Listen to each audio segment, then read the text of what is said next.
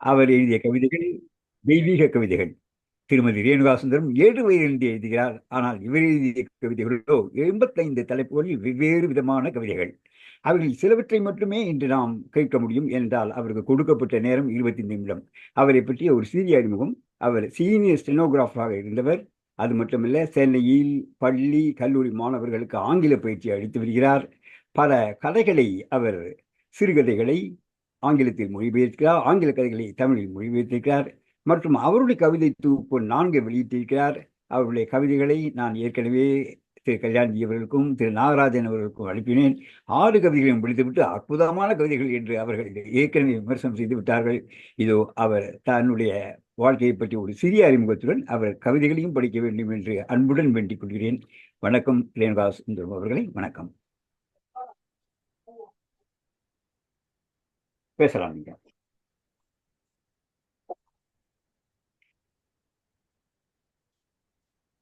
அனைவருக்கும் வணக்கம். இந்த அரிய வாய்ப்பை கொடுத்ததற்கு மிகவும் நன்றி. தொடரலாமா ஐயா? தொடருங்க ப்ளீஸ். கேக்குது, நல்லா கேக்குது. நன்றி. முதல் கவிதை. தமிழே எமது முகவரி. காட்டில் வாழும் சிங்கத்திற்கு கம்பீரம்தான் முகவரி. நாட்டியமாடும் மயிலுக்கு நளினம்தான் முகவரி. கரை புரண்டு ஓடும் கங்கைக்கு புனிதம்தான் முகவரி. அல்லல் படும் உள்ளங்களை ஆராட்டும் நிலவுக்கு அமைதிதான் முகவரி.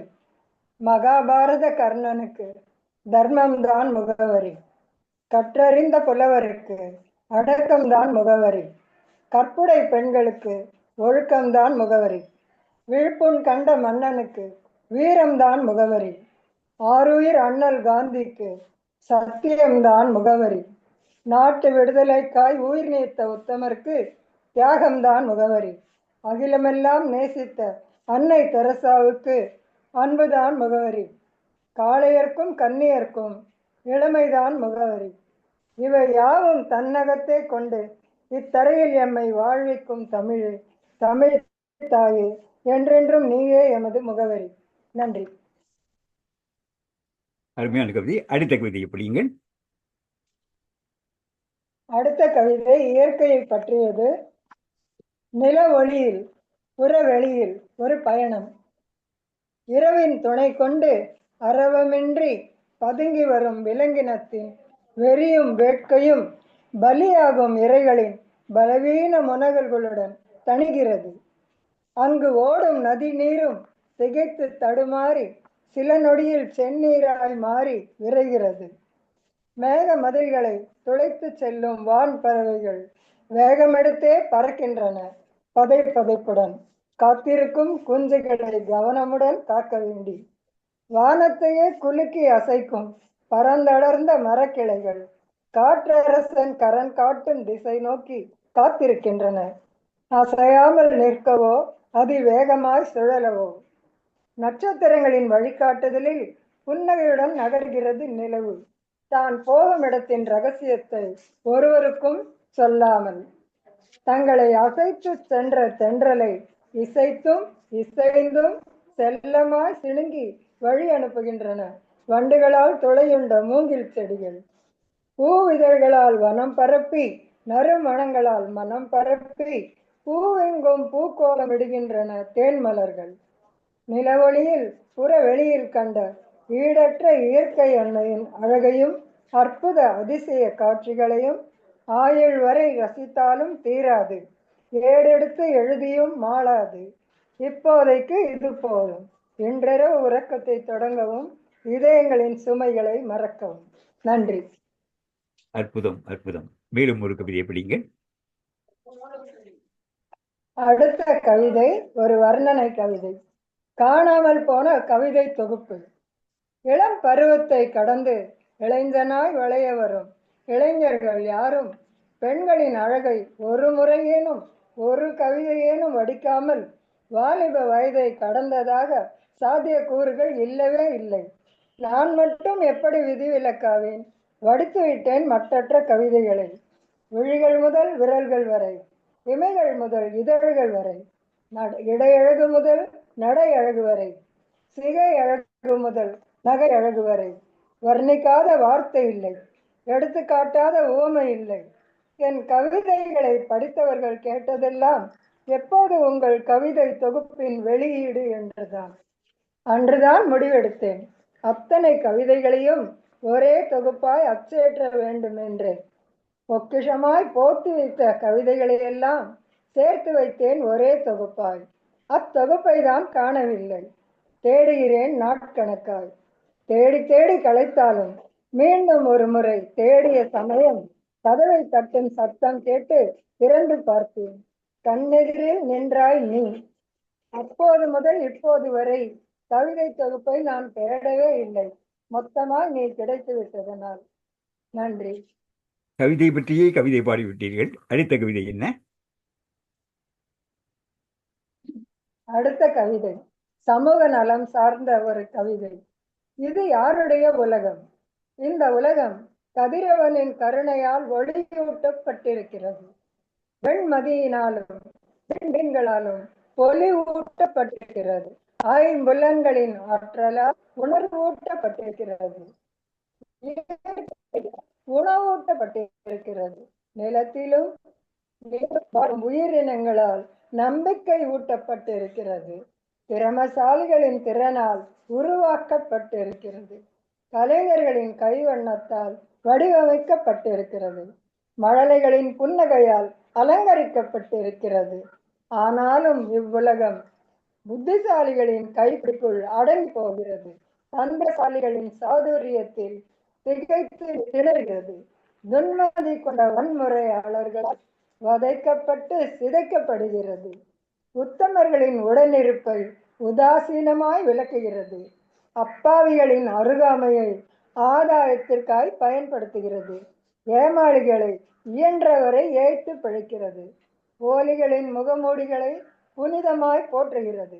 அறிவாளிகளின் ஆலோசனைகளை ஆவேசமாகவோ நாசுக்காகவோ ஆணைத்தரமாய் மறுக்கிறது.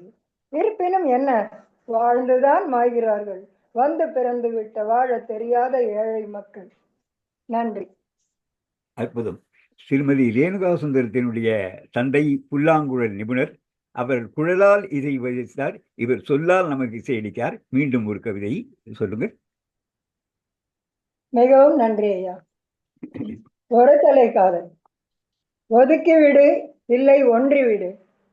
ஒரு ஒரு நொடியும் 1000 வார்த்தைகளை ஓசையின்றி கொட்டுகிறது உன் ஓரவிழி பார்வை. பல சமயம் அமில மழையாய், சில சமயம் அன்பு மழையாய். நீந்தவும் தெரிவதில்லை, நெருங்கவும் முடிவதில்லை. உறவுகளை மதிப்பதும் சகிப்பதும் நான் அறிந்து வந்த கலை. உணர்வுகளை வதைப்பதும் சிதைப்பதும் நீ அறிந்து உவந்த கலை. உன் உணர்வுகளின் ஒளிவு மறைவு ஆட்டத்தில் என் மனதின் வலுவிழந்து போகிறேன் நான். ஓய்வின்றி போராடுகிறேன் உன் உள்ளத்தை ஜெயிப்பதற்கு. இறுதியாகவும் உறுதியாகவும் ஒரு வேண்டுகோள். ஒன்று ஒதுக்கிவிடு, இல்லை ஒன்றிவிடு. ஒன்றினால் உன் வாழ்வுக்கு நான் வேறாவேன். ஒதுக்கினால் உன் குழந்தைக்கு பேராவேன். நன்றி. மேலும் ஒரு கவிதை இருந்தால் படிக்கலாம். அடுத்த கவிதை காதல். மன அரங்கும் திருமண அரங்கும். அம்மாவின் ஆசைக்காக தான் புறப்பட்டு வந்தேன் அந்த திருமண விழா அரங்கிற்கு. வாழ்நாளின் விழா நாளும் அதுவே ஆயிற்று.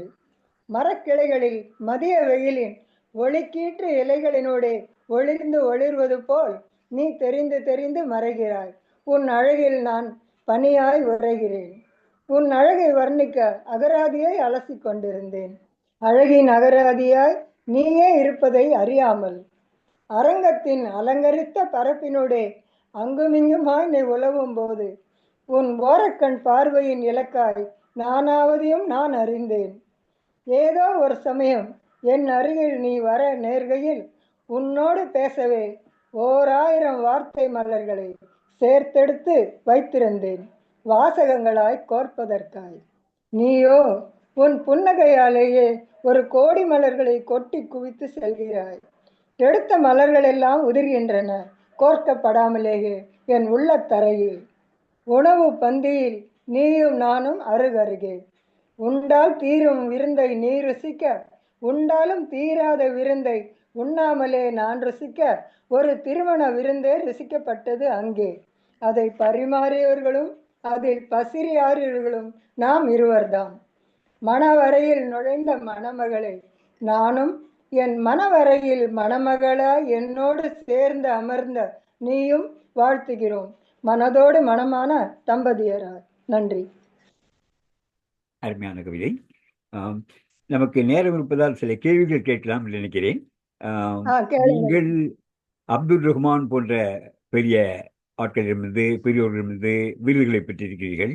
மிகவும் மகிழ்ச்சிகரமான செய்தி. உங்களுக்கு எப்படி இந்த கவிதையில் ஆர்வம் புரிந்தது? சிறு வயதிலிருந்தே எழுத துவங்கினீர்கள். இதற்கு ஊட்டுணர்ச்சி தந்தவர் யார்? உங்கள் தந்தையா, அல்லது தாயா, அல்லது பாரதி போன்ற கவிஞர்களா? எனது தகப்பனார் ஒரு சிறந்த கவிஞர் ஐயா. ஓ, எனது தகப்பனார் ஒரு சிறந்த தமிழ் கவிஞர்.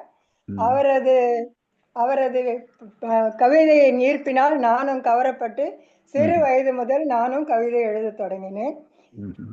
என்னுடைய அப்பாவின் கவிதையில் என்னுடைய படைப்புகளை நான் சிறு வயதிலேயே எழுதி வைத்திருக்கிறேன். அதை இன்றும் பொக்கிஷமாக பாதுகாத்து வைத்து வருகிறேன் ஐயா. நல்லது. தந்தையுடைய பெயர் என்னவோ? தந்தையுடைய பெயர்? அப்பா எல் சுந்தரம். சுந்தரம் சுந்தரம் ஐயா. சுந்தரம் என்றாலே அழகு, அழகாகவே இருக்கிறது. நன்றி. நீங்கள் எத்தனை புத்தகங்களாக வெளியிட்டிருக்கிறீர்கள்? உங்கள் கவிதைகளை புத்தகங்களாக வந்திருக்கிறதா? என்ன ஐயா? உங்களுடைய கவிதைகள் புத்தகங்கள் நூல் வடிவில் வந்திருக்கின்றனவா? புத்தகம் வெளியிட்டு இருக்கிறேன் ஐயா. 5 புத்தகங்கள் வெளியிட்டு இருக்கிறேன். அதில் உலக சாதனை என்ற பெயரில் நான் அதற்கான பரிசும் எதுவும் சான்றிதழும் பெற்றிருக்கிறேன். ஒரே நேரத்தில் 5 கவிதை தொகுப்புகளை வெளியிட்டிருக்கேன். அது அதுவும் சொல்லுங்க. கவிக்கோ அப்துல் ரஹ்மான் அவர்கள் எனக்கு செந்தமிழ் சேவகி என்ற பட்டயம் கொடுத்திருக்கிறார். அவர் கையினால் நான் பெற்றிருக்கிறேன். பிரமாதம். கவிஞர் அவர். கவிக்கோ அப்துல் ரஹ்மான். 2012 அவர் எனக்கு சிறந்த கவிதையை பாராட்டி படித்து எனக்கு சான்றிதழும் அளித்துள்ளார், பட்டயம் அளித்துள்ளார். செந்தமிழ் சேவகி என்ற பட்டம். நல்லது. கவிதைகளுக்கு மிகவும் வரவேற்பு குறைவு. ஏனென்றால் இது கதைகள் படிக்கும் காலம். அதுக்கு அடுத்தாற் போல வேறு சில செய்திகளை கொடுத்தாலும் அதை 4 வரி 5 வரியில் ஒரே பேராகிராஃபில் படிக்கக்கூடிய நாட்களாக இருக்கின்றன. உங்கள் கவிதைக்கு வரவேற்பு ஃபேஸ்புக்கில் பார்த்து தான் நான் உங்களை தெரிந்து கொண்டேன். நீங்கள் ஏதேனும் ஒரு மன்றம் போல வைத்து அங்கு உங்கள் கவிதைகளை வாசிக்கிறீர்களா? எப்படி உங்களுடைய கவிதைகளை எப்படி பரப்புகிறீர்கள்? நான் சிறு வயது முதல் பல பல கவிதைகளை தொடர்ந்து எழுதி வந்தாலும் முகநூலிலே என்னுடைய மகன் எனக்கு கணக்கு ஆரம்பித்து கொடுத்து, அம்மா உன்னுடைய கவிதைகளை எல்லாம் முகநூலில் பதிவிட்டால் பல பேர் படிப்பார்கள், பலருக்கு அது சென்றடையும் என்று என்னுடைய மகன். எனக்கு முகநூல் கணக்கு பற்றியோ எதுவுமே எனக்கு தெரியாது.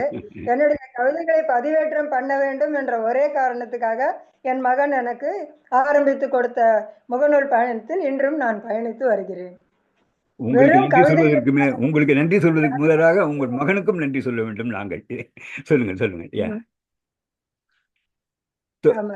தொடர்ந்து எப்படி நீங்க வாரந்தோறும் ஒரு பதிவாவது போடுவீர்களா, அல்லது மாதத்திற்கு ஒரு பதிவாக உங்களுடைய கவிதைகள் வருகின்றனவா? என்னங்க ஐயா? இல்ல, மாதந்தோறும் உங்கள் கவிதை வருமா, அல்ல வாரந்தோறும் ஒரு கவிதை எழுதுகிறீர்களா? எப்படி உங்கள் கவிதைகள்? நான் தினந்தோறும் பதிவிடுகிறேன் ஐயா. நாள்தோறும் நான் ஒரு நாளைக்கு 30-40 கவிதைகள் பதிவிட்டு கொண்டிருந்தேன்.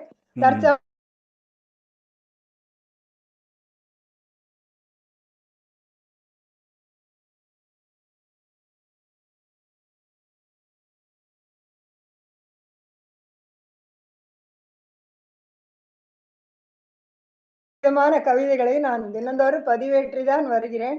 அதற்கு பல வாசகர்கள் கருத்தூட்டம் கொடுத்துதான் பின்னோட்டத்தில் மிக அருமையாக நாளில் எழுதியதாக கேட்டதில்லை. உங்களை கின்னஸ் புஸ்தகத்தை கட்டாயமாக நாங்கள் சிபாரிசு செய்ய வேண்டும். ஆனால் நீங்கள் இன்னும் உங்களுடைய வாழ்க்கை குறிப்பில் இதையெல்லாம் சேர்க்க வேண்டும். ஒவ்வொரு கவிதைகள், எத்தனை கவிதைகள், 86 தலைப்புகள் பற்றி பார்த்தேன். ஆனால் கவிதைகளுடைய எண்ணிக்கை எனக்கு தெரியாது. அவைகளெல்லாம் நீங்கள் முறையாக தொகுத்தீர்களானால் உங்களுடைய பெயர் கின்னஸ் புத்தகத்தில் இருந்தாலும் ஆச்சரியப்படுவதற்குள்ளே அதுக்கு நாங்களே போய் செய்வோம்.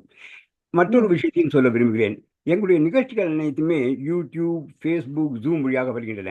இன்றைய உங்களுடைய இந்த பேட்டியும் உங்களுடைய கவிதை வாசிப்பும் கூட யூடியூப்பில் வரும். அதையும் நீங்கள் மற்றவர்களுக்கும் பிரபலப்படுத்தினால் உங்களுக்கும் சிறப்புகள் கிடைக்கும் என்று நாங்கள் எண்ணுகிறோம். மீண்டும் மீண்டும் நீங்கள் வந்து எங்களுக்கு கவிதைகள் கொடுக்க வேண்டும் என்று நாங்கள் அன்புள்ள வேண்டுகிறோம். கடைசியாக ஒரு கேள்வி. உங்களுடைய கவிதைகளில் பல தலைப்புகள் வருகின்றன. அந்த தலைப்புகளில் நீங்கள் எதிர்காலம் பற்றியும் அல்ல காதல் அல்லது கடவுள் எல்லாத்தை பற்றியும் எழுதுகிறீர்கள். உங்களுடைய குறிக்கோள் என்ன? என்ன விஷயத்தை நீங்கள் பரப்ப விரும்புகிறீர்கள்? உங்களுடைய வாழ்க்கை குறிக்கோள் என்ன?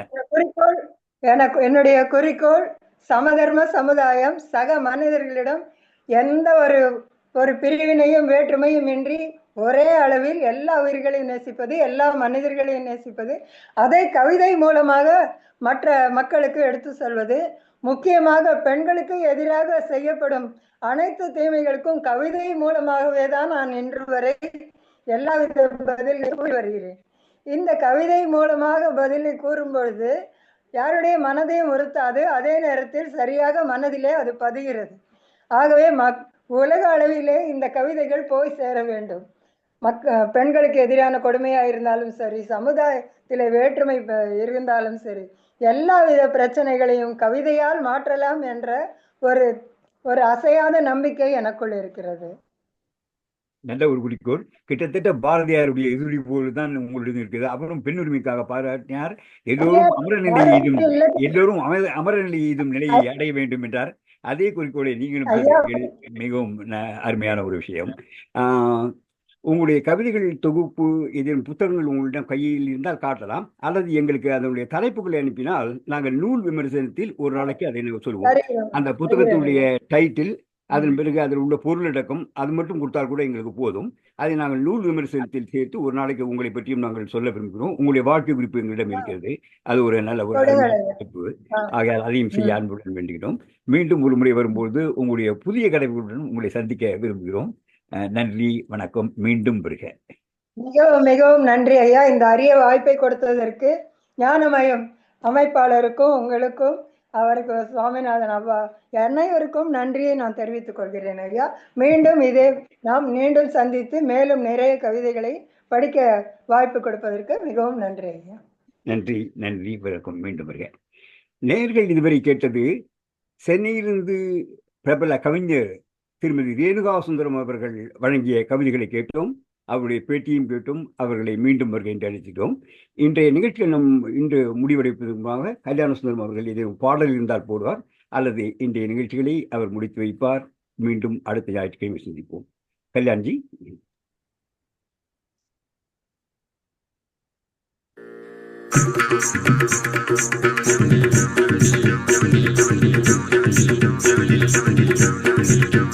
வாழ்க நிரந்தரம், வாழ்க தமிழ் மொழி, வாழிய வாழியவே.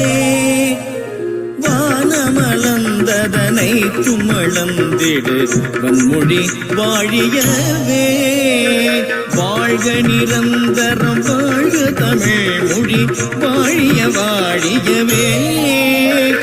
வானமளந்ததனை துமளந்திடு வன்மொழி வாழியவே. ஏழ்கடல் வைப்பினும் தன்மனம் வீசி இசை கொண்டு வாழியவே. தமிழ் மொழி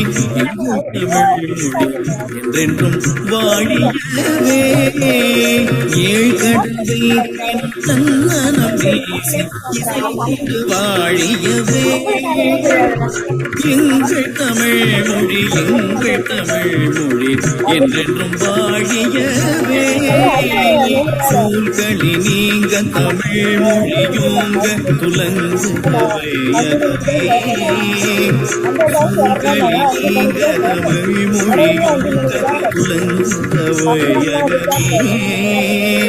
தொல்லை வினை தரு தொல்லையகன்று சுடக தமிழ்நாடே. தொல்லை வினை தரு தொல்லையகன்று சுடக தமிழ்நாடே. வாழ்க தமிழ் மொழி, வாழ்க தமிழ் மொழி, வாழ்க தமிழ் மொழியே.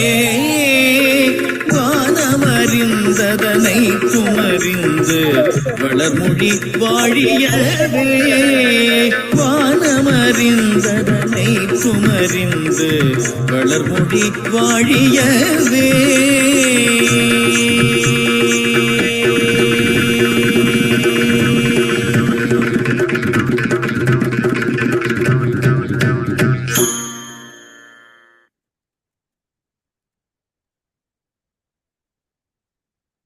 ஓகே, நன்றி. கல்யாண்ஜி,